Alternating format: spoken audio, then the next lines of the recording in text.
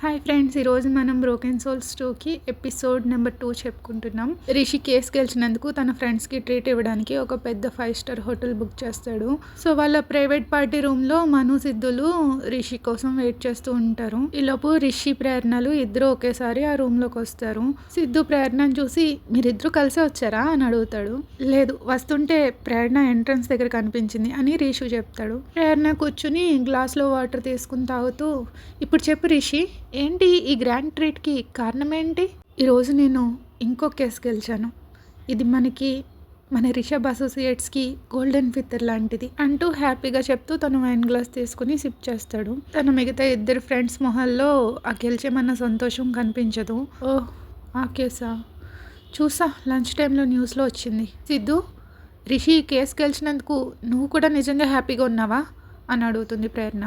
Hello, ఈ క్రైమ్లో నన్ను ఇరికించుకు. ఈ కేసు తీసుకోకుండా ఉండడానికి, రిషిని ఆపడానికి నా వంతు ప్రయత్నం నేను చేశాను. కానీ ఎవరిక్కడ? తను ఏదైనా డిసైడ్ అయితే తనని ఎవరూ ఆపలేరు అంటూ సిద్ధు చెప్తాడు. రిషి, ఇలాంటి కేసెస్ కలవడం వల్ల నీకేమొస్తుంది? ఆ పేద కుటుంబం కన్నీళ్ళు శాపాలు తప్ప అని ప్రేరణ అంటుంది. 5 crores ప్రేరణ, ఇంత తక్కువ టైంలో అంత డబ్బు ఎక్కడి నుంచి సంపాదించగలను చెప్పు? నీకు డబ్బు మాత్రమే ముఖ్యమా రిషి? అవును, నాకు డబ్బే ఇంపార్టెంట్. అయినా నీకు మేము అర్థం కాదు, ఎందుకంటే నువ్వు మాకన్నా డిఫరెంట్. మనం డిఫరెంటా?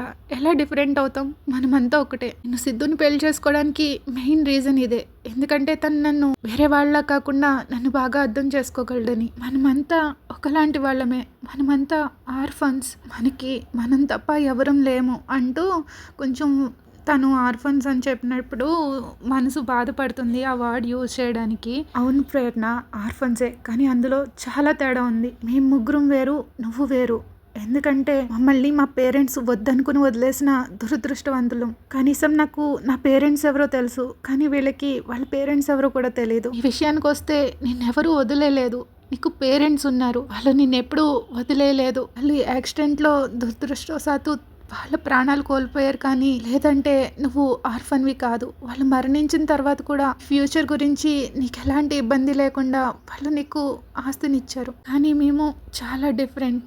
ఆకలి కడుపులతో పడుకునే వాళ్ళం. నీకు ఇంటి పేరు ఉంది, కానీ మాకేముంది? మేము ఫామ్ ఫిల్ చేసేటప్పుడు ఇనిషియల్ దగ్గర, గార్డియన్ దగ్గర ఎప్పుడూ ఎంటీగానే వదిలేసేవాళ్ళం. నీకు పేరెంట్స్ లేకపోయినా అన్నీ ఉన్నాయి ప్రేరణ, అందుకే నీకు మనీ యొక్క ఇంపార్టెన్స్ తెలీదు. వీళ్ళిద్దరూ ఇక్కడ ఎందుకు ఇంత సైలెంట్గా ఉన్నారో నీకు తెలుసా? ఎందుకంటే వీళ్ళకి ప్రతి రూపాయి విలువ తెలుసు. నాకు ఈ 5 కోట్లు ఎవరో కన్నీళ్ళ కంటే చాలా ముఖ్యం అని చెప్పేసి రిషి ఒక్కసారిగా తన చేతిలో ఉన్న వైన్ గ్లాసు ఫుల్గా తాగేస్తాడు. రిషి ఎమోషనల్ అవ్వడం చూసి ప్రేరణ, సరే బాబు, నాకు అర్థమైంది. ద గ్రేట్ క్రిమినల్ లాయర్తో నేను వాదించలేను. నీ రిషి, డబ్బు కన్నా విలువైన దాని గురించి నువ్వు తెలుసుకోవాలని నేను ఆశిస్తున్నాను, కాదు కోరుకుంటున్నాను అని ప్రేరణ అంటుంది. ఏంటి డబ్బు కన్నా విలువైందా అంటే? ప్రేమ? నువ్వు పొరపాటు పడుతున్నావు ప్రేరణ. సాక్షి నాకు ఇంపార్టెంటే, కాదనను, కానీ డబ్బు తనకంటే ఇంకా ఎక్కువ ఇంపార్టెంట్. డబ్బు ఉంటే ప్రేమను కూడా కొనొచ్చు, దానినే కాదు ఈ ప్రపంచంలో దేన్నైనా కొనొచ్చు. ఏంటి సాక్షియా?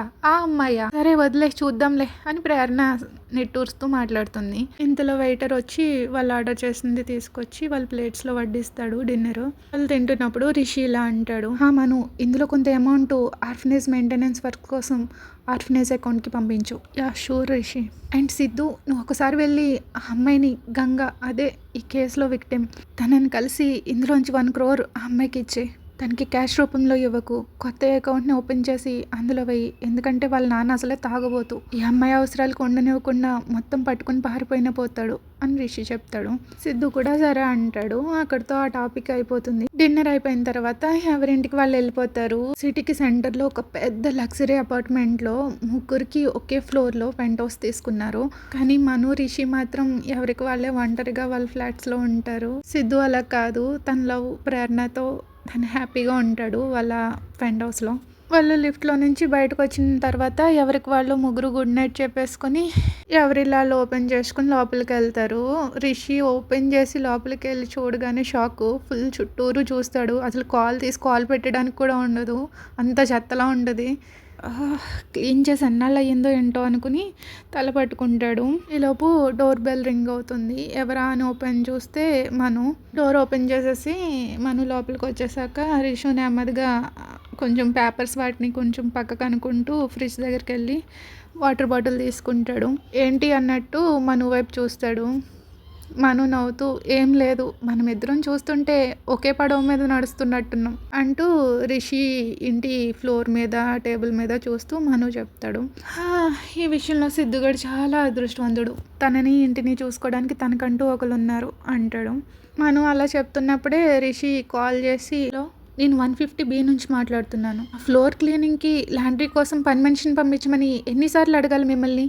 మరి ఇంత ఇర్రెస్పాన్సిబుల్గా ఉంటే ఎలాగా? మెయింటెనెన్స్ వసూలు చేయడానికి మాత్రం కరెక్ట్ టైంకి వచ్చేస్తారు. నేను మెయిడ్ని పంపించమని 1 వీక్ నుంచి చెప్తున్నాను. ఇంకొక రోజు వెయిట్ చేస్తాను, పంపించారో ఓకే, లేదంటే ఏం చేయాలో నాకు తెలుసు అని రిషి సీరియస్గా ఫోన్ కట్ చేస్తాడు. నో బ్రో, నువ్వెంత బెదిరించినా ఎలాంటి యూజ్ లేదు. నేను ఇప్పటికే చాలాసార్లు కాల్ చేశాను. ఇంత పెద్ద సిటీలో పని మనిషి దొరకడం చాలా కష్టమని చెప్తున్నారు వాళ్ళు. చూస్తుంటే డాక్టర్లు, ఇంజనీర్లు, లాయర్ల కన్నా పని మనిషికే డిమాండ్ ఎక్కువ ఉన్నట్టుంది అని నవ్వుతాడు. సరే ఎక్కడ పడుకుంటావు అని రిషి అంటాడు.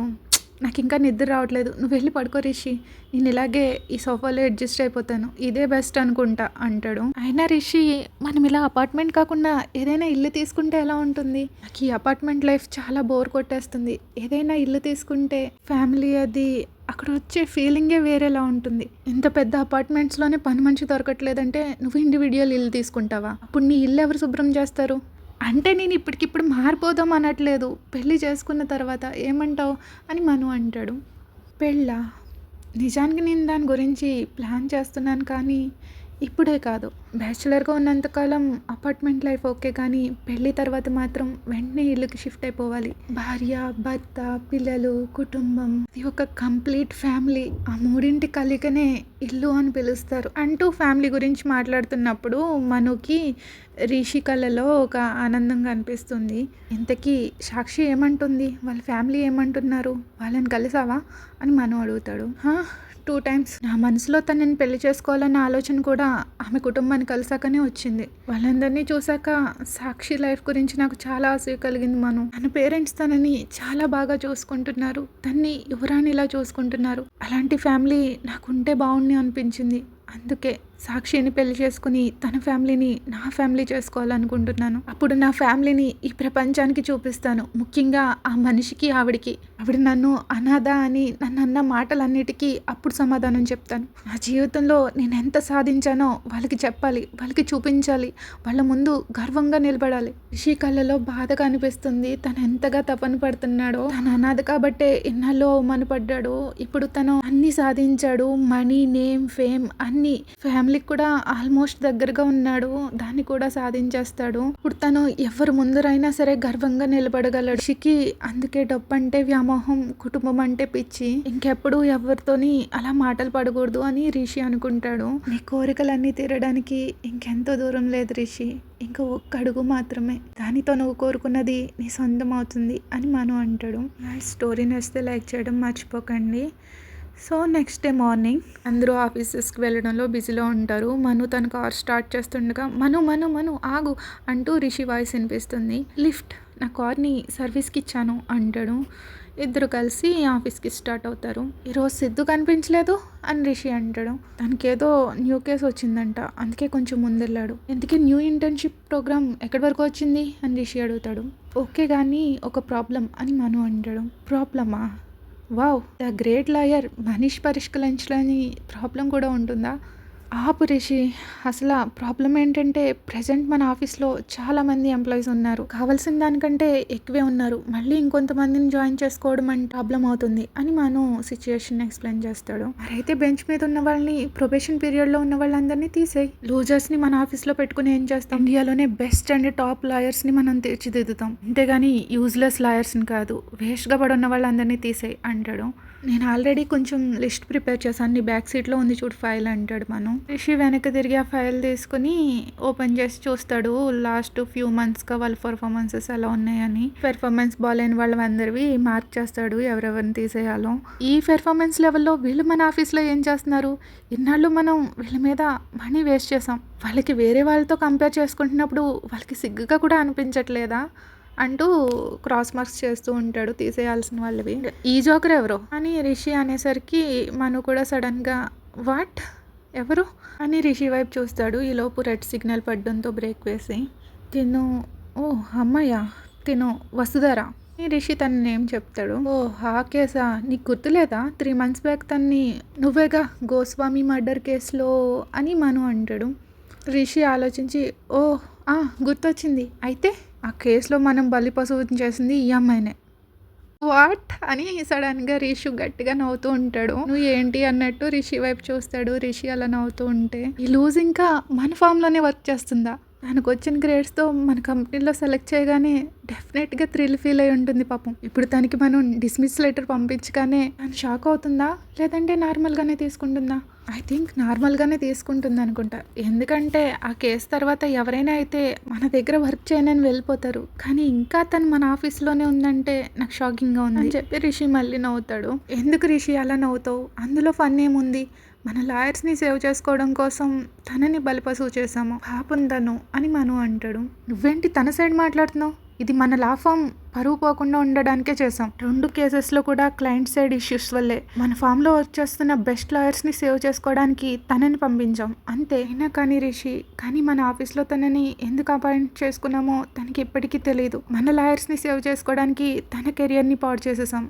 కెరీరా తొక్క, ఏం మాట్లాడుతున్నావు మను, తనకు వచ్చిన ఈ గ్రేడ్స్తో బయటకు వెళ్తే ఎక్కడ డెస్క్ జాబ్ కూడా దొరకదు. అయినా తన గురించి ఇంత డిస్కషన్ ఎందుకు, ఇలాంటి యూజ్లెస్ అమ్మాయి గురించి మనం ఎందుకు టైం వేస్ట్ చేసుకోవాలి అని రిషి అంటాడు. అలా కాదు రిషి, ఒకసారి ఆలోచించు, మన లా ఫామ్ నుంచి తన్ని అపాయింట్ చేసుకున్నామంటే తనకి ఎన్నో ఆశలు ఉండుంటాయి, కానీ మన మోటివ్ ఏంటో తనకి తెలియదు. మన కంపెనీ డిగ్నిటీని సేవ్ చేసుకోవడానికి ఆ అమ్మాయిని బలిపశం చేసాం అని మను అంటాడు. లేదు మను, మనమేం తన్ని కావాలని అపాయింట్ చేయలేదు కదా, ఏదో ర్యాండమ్గా తీసుకున్నాం, తన బ్యాడ్ లక్ కొద్దీ తను సెలెక్ట్ అయింది. అయినా కానీ అందులో ఆ అమ్మాయి తప్పేముంది చెప్పు, మనం ప్లే చేసిన ఈ క్రూయల్ గేమ్ గురించి తనకి తెలియక జాయిన్ అయ్యింది, లేదంటే జాయిన్ అవ్వకపోతుంది కదా అని మను అంటాడు. ఓకే, అయితే నీకు తన మీద మరీ అంత జాలిగా ఉంటే నేను జాబ్లోంచి తీసేసే ముందు మనం మన ఇంటర్న్స్కి ఇస్తున్న సాలరీ ప్రకారం 3 months సాలరీ తనకి ఇచ్చి పంపించు, నేను అదొక్కటి మాత్రం చేయగలను అని రిషి చెప్పేసి, అయినా నువ్వు ఈ బ్రెయిన్తో బిజినెస్ ఎలా చేస్తున్నావు, వేటి మీద ఎవరి మీద ఎలాంటి సెంటిమెంట్స్ లేవు, ఎస్పెషల్లీ బిజినెస్లో, నువ్వు కూడా అది ప్రాక్టీస్ అయితే బెటర్ అని రిషి చెప్తాడు. సో గాయ్స్, వాళ్ళిద్దరి మధ్య ప్రస్తుతానికి వసుధర టాపిక్ ఇక్కడితో ఎండ్ అవుతుంది. మీకు ఈ ఎపిసోడ్ నచ్చితే లైక్ చేయడం మర్చిపోకండి. Please like, share, subscribe. Bye bye.